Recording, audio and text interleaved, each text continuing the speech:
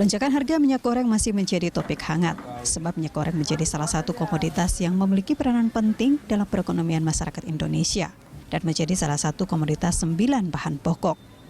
Berdasarkan data Kementerian Perdagangan, kebutuhan konsumsi minyak goreng dalam negeri pada tahun 2022 ini diperkirakan mencapai 5,7 juta kiloliter yang dibagi dalam kebutuhan rumah tangga dan juga kebutuhan industri. Berkaitan dengan itu, Ikatan Pedagang Pasar Indonesia atau IKAPI mengungkapkan hal penting terkait stok minyak goreng di pasar tradisional. Pasalnya, pemerintah telah menetapkan harga eceran tertinggi atau HET minyak goreng mulai 1 Februari 2022. Adapun perinciannya, harga minyak goreng kemasan sederhana di harga 13.500 per liter, minyak goreng kemasan premium seharga 14.000 per liter, dan minyak goreng curah seharga 11.500 per liter. Menanggapi kebijakan tersebut, Ketua IKAPI mengatakan para pedagang tidak mungkin menjalankan kebijakan HET terbaru tersebut. Alasan lain bahwa memang minyak goreng tidak ada di pasaran. Dengan demikian, menurut IKAPI yang terpenting saat ini adalah pemerintah dapat memastikan stok minyak goreng untuk pasar tradisional terus diguyur dalam jumlah yang besar. Sebab mekanisme pasar secara langsung akan melakukan penyesuaian harga secara perlahan. Di sisi lain, pemerintah Provinsi DKI Jakarta kini telah menggelar operasi pasar murah yang berlangsung sejak 2 hingga 25 Februari 2022. Pada pemberlakuan operasi pasar murah ini, disediakan juga minyak goreng subsidi. Pembelian minyak goreng subsidi yang disediakan di pasar murah dibatasi hanya 2 liter per orang. Dan pasar murah tersebut diadakan pemerintah Provinsi DKI Jakarta berada di berbagai lokasi di Jakarta. Pemirsa, stok minyak goreng masih langka di pasaran meski pemerintah telah menetapkan harga eceran tertinggi atau HET. Lalu sebenarnya apa yang menjadi faktor kelangkaan minyak goreng dan apa langkah yang harus diambil pemerintah selanjutnya? Kita akan membahas hal ini bersama dengan Ketua Ikatan Pedagang Pasar Indonesia atau IKAPI, ada Pak Abdullah Mansuri, dan juga Wakil Ketua Komisi Kerjasama dan Kelembagaan sekaligus anggota Komisioner Badan Perlindungan Konsumen Nasional atau BPKN, ada Pak Said Sutomo. Selamat siang Pak Abdul, selamat siang Pak Said. Sehat selalu bagi keduanya. Pak Said, alhamdulillah sehat. Baik, saya ingin ke Pak Abdul dulu dari sisi pedagang. Apa saja sih yang dikeluhkan oleh para pedagang hingga saat ini terkait dengan harga minyak goreng yang tinggi? Ya, yang pertama, kebijakan HET ini tidak diimbangi dengan proses produksi dan distribusi yang pas di pasar, yang tepat di pasar. HET-nya sudah ditentukan, tetapi memang produksinya, HET-nya sudah ada nih, sudah disampaikan HET-nya. Tapi ternyata produksi dan distribusinya tidak sampai ke pasar. Terbukti pada hari ini, per detik ini, harga secara nasional rata-rata masih sekitar 18.900 sampai 19.500. Nah, ini sesungguhnya yang harus kita dorong bersama agar pemerintah tidak terburu-buru mengeluarkan HET sebelum semua stakeholder kumpul menentukan langkah bersama sehingga pemerintah ini tidak dianggap main-main. HET-nya dikeluarin dulu, tapi minyak tidak ada di pasar atau ada dengan stok lama dengan harga yang masih saya sebutkan 18.000 sampai 19.500. Iya Pak Abdul, apa hal ini juga yang kemudian membuat pedagang belum mau menurunkan harga jual minyak goreng karena meskipun pemerintah sudah menetapkan harga eceran tertinggi? Mbak Julita, bagaimana kita harus menurunkan harga? Stok yang kami terima dari agen itu stok lama. Yang disampaikan 14.000, 11.000 sampai 14.000 itu barangnya tidak ada. Sampai detik ini belum masuk. Mungkin pun masuk di beberapa pasar tertentu. Tetapi di Jakarta saja itu masih banyak pasar yang belum mendapatkan distribusi dari kemasan sederhana, apalagi di daerah, apalagi di Jawa, di luar Jawa. Nah, ini sesungguhnya yang harus dijaga. Regulasi itu harus ditetapkan dengan proporsinya, dengan kenyataannya. Jangan sampai pemerintah itu dianggap mengeluarkan kebijakan yang main-main. sudah mengeluarkan HET dengan 11.000 sampai 14.000, tapi faktanya stoknya nggak ada, produksinya nggak ada, distribusinya nggak ada. Nah, stok yang ada, stok yang lama itu nggak mungkin kami jual dengan harga 11.000 sampai 14.000. Kami terimanya aja sudah 20.000. Bagaimana kami jual 13.000, 12.000 sampai 14.000? Bagaimana mungkin? Nggak mungkin. Baik, ini hal yang ironis soalnya Pak. Indonesia adalah penghasil CPO besar, tapi berbicara soal produksi katanya kurang hingga saat ini. Nah, dari IKAPI sendiri menduganya apa yang terjadi? Sebenarnya perlu ada keberpihakan dari pemerintah. Pengusaha sawitnya itu saja. Pengusaha pabriknya ya itu saja. Nggak banyak. Di negeri ini nggak banyak pabrik sawit besar. Distributornya itu saja. Kenapa nggak diajak kumpul? Ayo kita bareng-bareng kita jaga agar stok di pasar tetap ada dengan harga yang terjangkau. CPO dunia lagi tinggi. Bagaimana agar ketersediaan minyak goreng dalam negeri ini terpenuhi dulu, baru dikirim ke luar negeri. Ini persoalan kebijakan, ini persoalan keberpihakan. Kalau pemerintah berpihak, mohon maaf, saya tidak menyatakan pemerintah tidak berpihak. Kalau memang nanti pada akhirnya pemerintah menyatakan berpihak terhadap masyarakat, emak-emak, UMKM, pelaku UMKM, pedagang gorengan, ayo kita selesaikan dulu ini. Dalam negeri selesaikan dulu, baru pengusaha-pengusaha sawit itu bisa kirim ke luar negeri dengan harga CPO dunia. Baik. Kita penghasil CPO terbesar di dunia. Kita prioritaskan dulu kebutuhan dalam negeri gitu ya Pak Abdul ya? Gitu kira-kira Mbak Julia. Baik, saya ingin ke Pak Said yang kebetulan sekarang ada di Jawa Timur. Tentunya Pak Said juga termasuk konsumen dari minyak goreng dong. Di sana bagaimana Pak harga jual dari minyak goreng, harga belinya juga? Ya begini, tadi pagi saya sudah nyuruh ngecek kepada teman, kepada keluarga, kepada pasar tradisional. Padahal keluarga kami ini juga punya kantin gitu loh, yang sudah langganan pada pedagang minyak goreng. Itu aja sebesar 35.000 2 liter. Itu sudah langganan, itu pun diancam, Pak, hanya ini. Kemudian nanti akan habis, tidak ada stoknya. Nah ini kan satu kondisi pasar yang nggak sehat, antara suplai dan demand sudah nggak seimbang. Nah kehadiran negara, kehadiran pemerintah di mana dalam hal seimbangkan antara suplai dan demand ini, gitu loh. Itu masyarakat menuntut itu, dan adanya keseimbangan suplai dan demand itu menjamin ada kepastian harga di pasar yang terjangkau oleh masyarakat konsumen. Nah, dari sisi pemerintah sendiri seringkali tidak bisa menjadi pegangan kebijakannya. Kebijakannya itu semacam sporadis, semacam apa ya, ingin pemadam, harusnya berdasarkan kajian yang matang dari konsumen, dari pelaku usaha dan sebagainya, dari pihak-pihak yang berkepentingan. Dan jangan lupa bahwa pelaksanaan operasi pasar yang dilakukan oleh pemerintah di daerah-daerah itu juga tidak menyelesaikan masalah. Ternyata di pasaran masih tetap saja harganya tetap tinggi. Dan lagi, operasi pasar itu justru merusak distribusi yang sudah terbangun bertahun-tahun di masyarakat.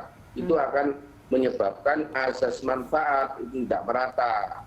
Ini yang menyebabkan bahwa operasi pasar yang dilakukan oleh pemerintah itu tidak menyelesaikan masalah. Tidak Pak Said, kenapa menurut Anda operasi pasar kemudian menjadi tidak menghasilkan?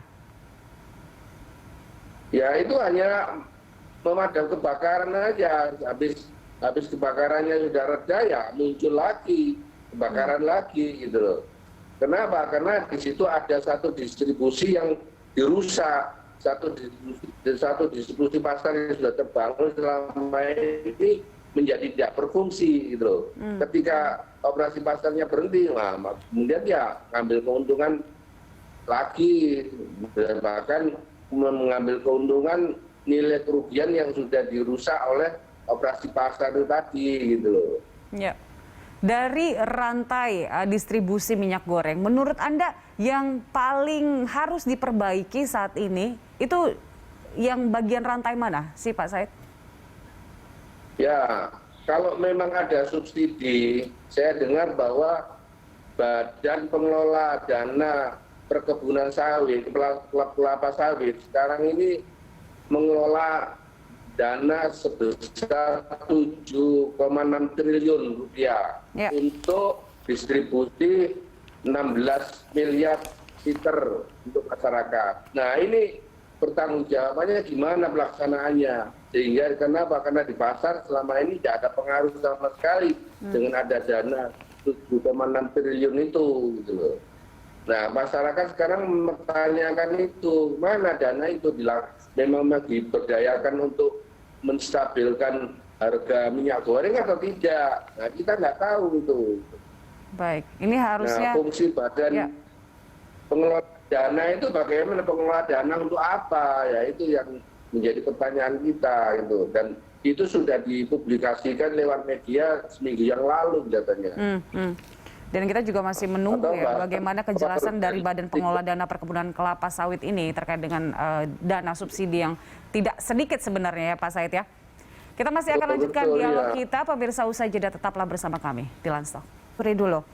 Pak Mansuri, pemerintah sudah melakukan beberapa kebijakan untuk bisa menangani tingginya harga minyak goreng di pasaran. Ada operasi pasar, kemudian menentukan harga eceran tertinggi. Tapi dari pedagang sendiri belum mau dengan alasan stok yang dimiliki sudah dibeli dengan harga mahal. Tapi ini mau sampai kapan? Karena masyarakat butuh harga yang normal untuk harga minyak goreng. Begini Mbak Julita, yang jadi ujung tombak harga itu pasar tradisional.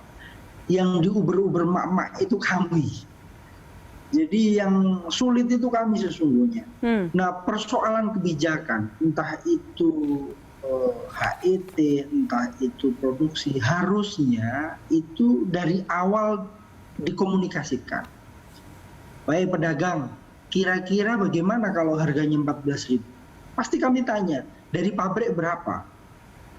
Distribusinya bagaimana? Lewat berapa rantai distribusi? Sehingga nyampe ke kami 14.000. Kami tidak pernah diajak bicara sama sekali. Bahkan celakanya stok yang disampaikan oleh pemerintah itu tidak kami terima.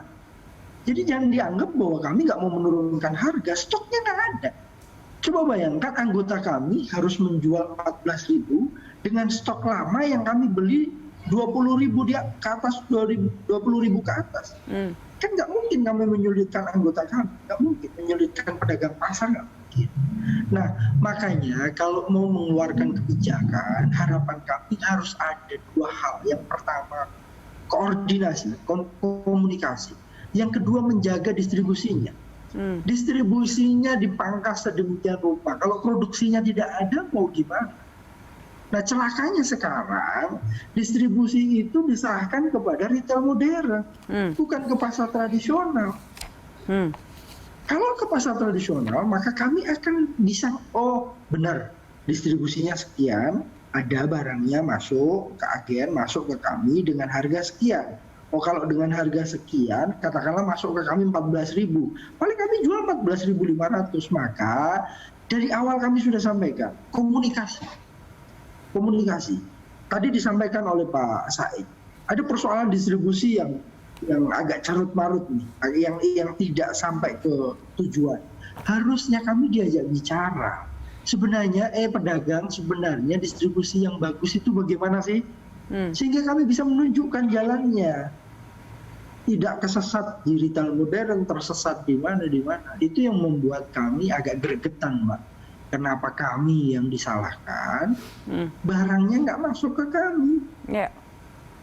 Ya. Itu yang jadi persoalan. Nah, tadi Anda mengatakan bahkan hingga detik ini belum ada titik terang untuk bisa melihat harga minyak goreng di pasar tradisional akan menyesuaikan dengan HET. Karena memang untuk produksinya juga masih sangat langka hingga saat ini. Pak Mansuri, prediksi Anda ini akan berlangsung sampai kapan? Karena yang butuh minyak goreng ini kan bukan hanya konsumen biasa, tapi konsumen yang juga punya UMKM. Mereka juga bergantung untuk kebutuhan minyak goreng. Mbak Julita, yang bergantung pada minyak goreng. Minyak goreng ini sudah menjadi kebutuhan pokok ya. Betul.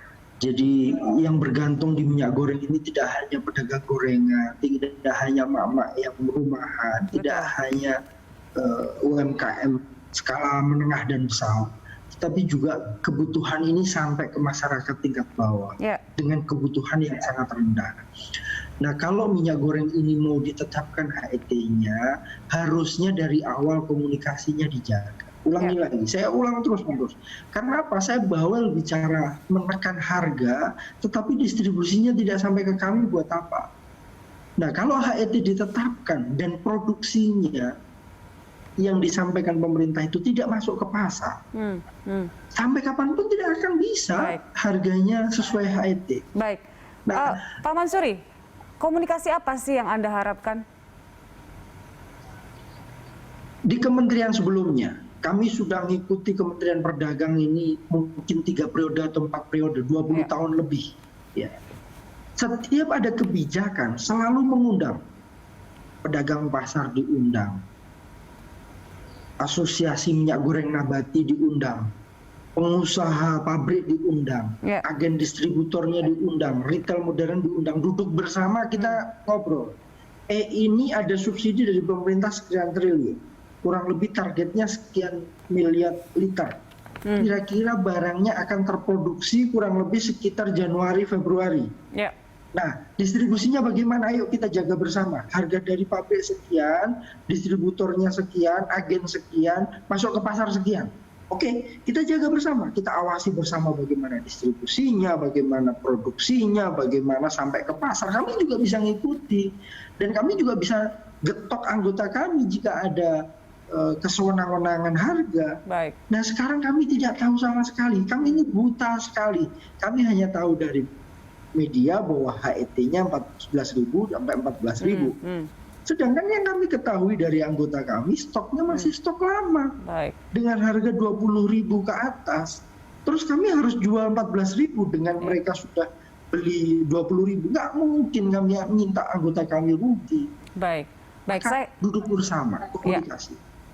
Harus ada komunikasi yang lebih baik ya soal koordinasi ini.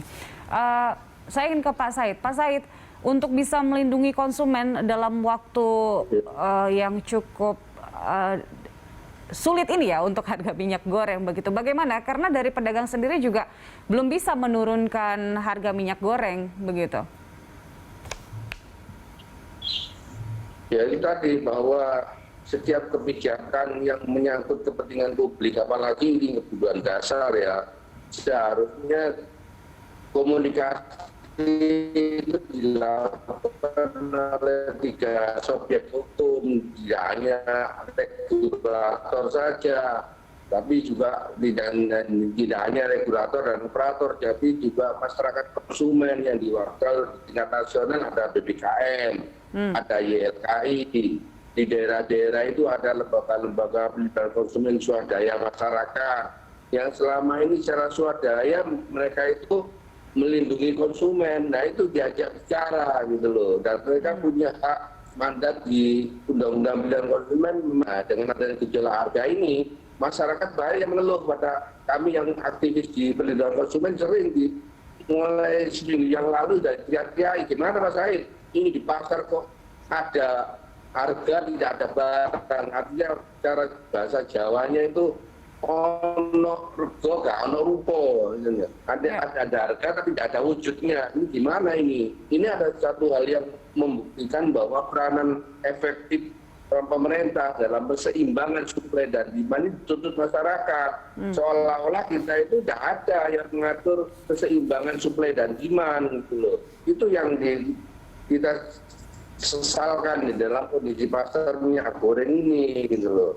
Sehingga sampai kapan ini? Oleh karena itu kita juga bertanya begitu. Oleh karena itu kita mempertanyakan dana 7 triliun itu loh.